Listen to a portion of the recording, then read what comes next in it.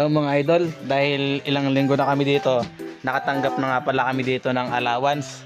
So pupuntahan pala natin yung mga kasama natin na nakatanggap ng allowance. Yan. Yan. Yan. Yung pare. Ay. Yan, dahil nakatanggap na tayo ng allowance. Ipakita mo muna yung pera natin dyan. Yun.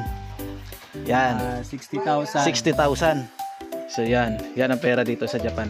So pare, dahil nakatanggap ka na ng allowance, saan mo gagamitin yung pera na binigay sa'yo ng ating kaisya? Syempre, itatabi ko yung iba. Pero yung gagastusin ko lang talaga dito, mga 20 na lapad. Yan.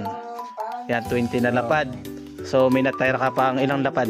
Mga 40,000. 40,000. Bali, ilan ba dapat ang ibibigay ng kaisya sa isang trainee? 85,000.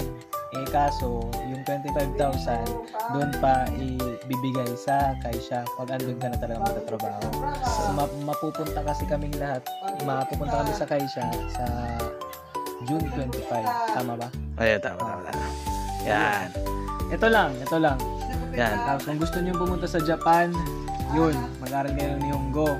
Kasi dito, binubuli talaga. Yun. Hindi ka marunong mag-Japan. So dito, hanap pa tayo. Yan. Yun. Eto, nagbibilang. Dahil nakatanggap na ng allowance. So pare, saan mo gagamitin yung natanggap mong allowance? Ay, matik pre. Magtitipon ka talaga. Yan. Para sa pamilya mo rin. Oh, para sa pamilya mo rin eh. Saka sa kabit. Napakaluya ko pre. Huwag mo kalimutan yung kabit. Yung ilang lapad pare natanggap mo ngayong ano to? Bali, 6 lang. 6 na lapad. Kasi sa kaisya, magbibigay daw ng Dalawa. Paano mo mababudget yung 6 na lapad na yan? Bibigyan ko lang ng Yakuen.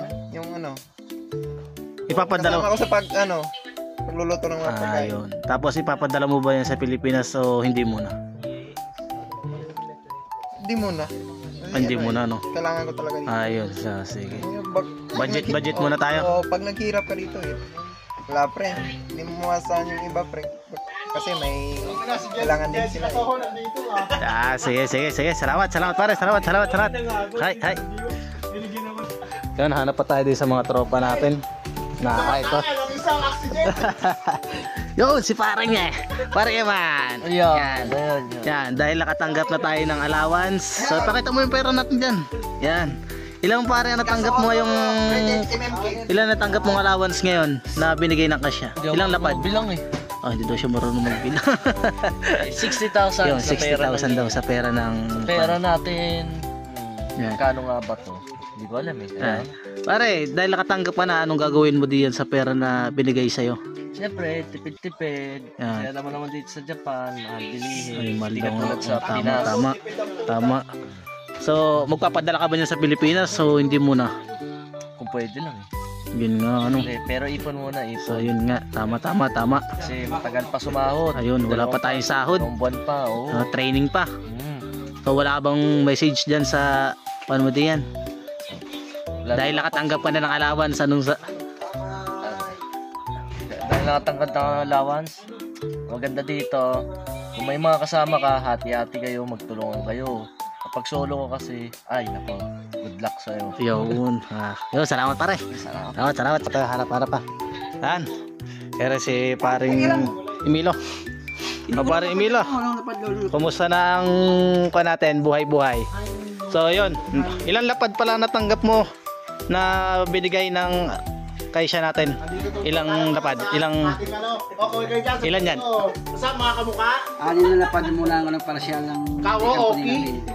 Pag start ng trabaho, saka na ibigay ang 2 lapad. Ayun. Paano mo babudgetin na yan? Yung binigay sa'yo ng Pambili ng pagkain, itlog yan. Bigas. Bigas. Yung bigas ito, 1 lapad yan, tumati kasi ang mahal ng bigas ko. Ayun, napakamahal daw talaga ng bigas dito. Babae, walang babae dito. Wala daw babae. Dami. Pero, pambili ng bera 1 lapad. Ayun. Yung mga pamilya namin dyan. Huwag muna kayo mag-ano kasi mahirap kami buhay dito. Yun, thank you.